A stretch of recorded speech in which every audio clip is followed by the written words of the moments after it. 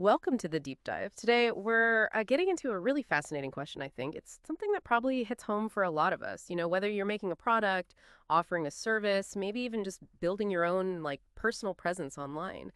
How do you go from just being seen to being, well, actually remembered? How do you build something that really sticks? Our main source for this deep dive is called From Listing to Lasting: Crafting a Memorable Brand. We've pulled out the key ideas from some important excerpts, and really, our mission today is to unpack what makes some brands connect so deeply, while others, maybe with perfectly good products, just kind of fade away. So, if you're looking to really grasp the how behind building that genuine connection, something more than just like a one off transaction, then yeah, you're definitely in the right place. It's a really critical distinction, isn't it? And the source makes that point right away. It basically says, sure, listing a product is pretty straightforward these days, with all the online marketplaces, but actually building a memorable brand, that's described as an art. And what I find interesting is how it immediately challenges that focus on just the quick sale. It pushes us towards thinking about relationships, about building real trust. That shift, from just selling something to actually relating to people, that's the foundation for everything we're going to talk about. Okay, yeah, let's unpack that. So the source dives straight into the power of your story. It says something like, your brand's origin story isn't just a fun fact, it's the DNA of your connection with customers. Right. So it's not just what you sell, right? It's about Exactly. showing the why behind it all, the Yeah. soul of it. Exactly. Yeah, the why. And the source really emphasizes finding that pivotal moment, or maybe the core challenge, the conflict that actually led to your brand existing. It points out that the stories that really land aren't just facts, they connect emotionally. That's how a simple story becomes, well, almost like a belief system for your brand.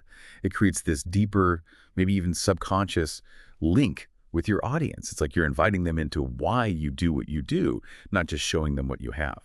Got it. So you have this authentic story, this why. Then the source moves on to how that looks visually. It advises, basically, design a visual identity logo, colors, fonts that consistently reflects that unique story everywhere people see you.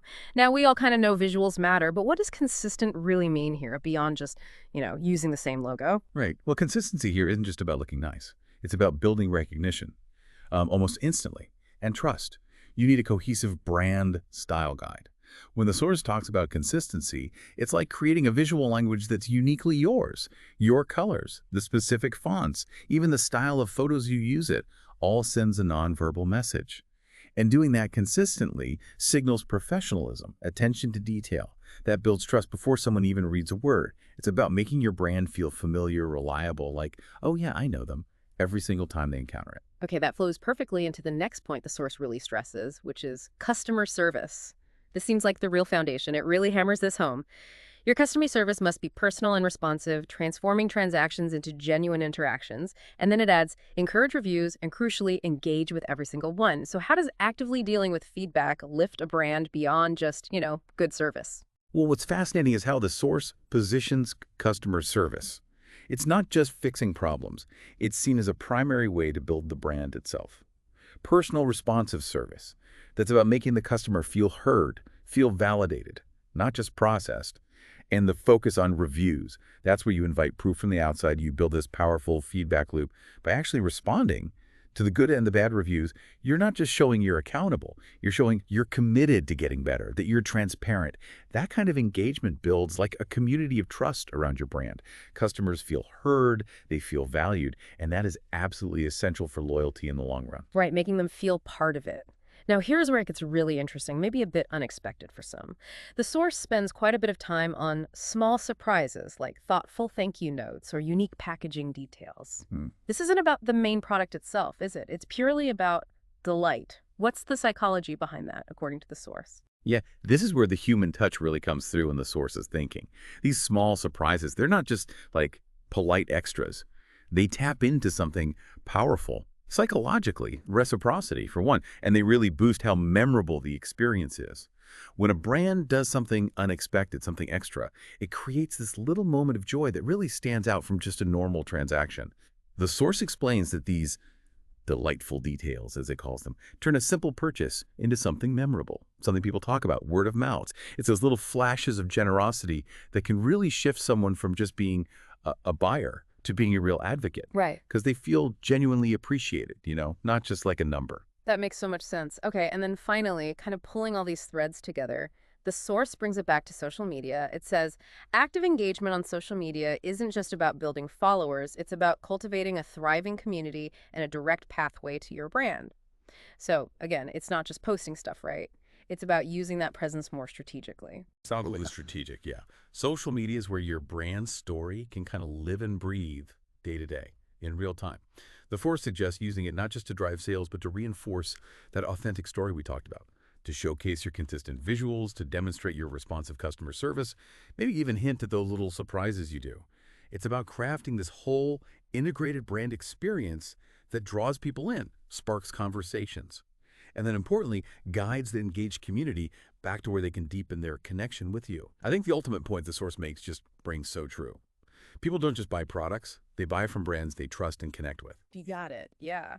So, what's the big takeaway here for someone listening, someone trying to build their own lasting presence, whatever field they're in? The source really sums it up by emphasizing, look, to build a brand they remember, not just a listing they scroll past, you must consistently show up, stay true to your identity, and deliver value at every single touch point. Consistency seems key.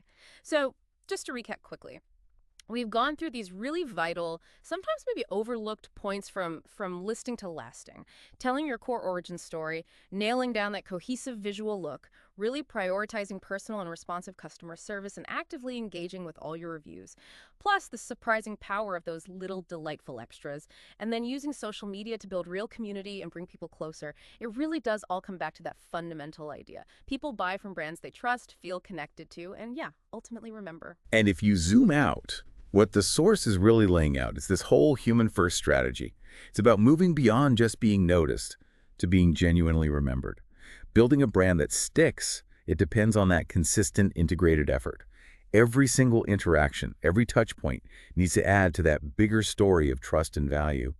It's fundamentally about building a reputation, isn't it? Not just pushing a product. Well, thank you for joining us on this deep dive into building a brand that truly lasts. It's actually really exciting to see these clear, actionable steps laid out. They feel very human. So here's something to think about. In this world where everyone's constantly scrolling with endless choices flashing by, how can you make sure that your unique story, your consistent value, doesn't just grab attention for a second, but actually secures a lasting place? A place in the minds and, crucially, the trust of your audience. How do you turn that fleeting interest into real, enduring loyalty?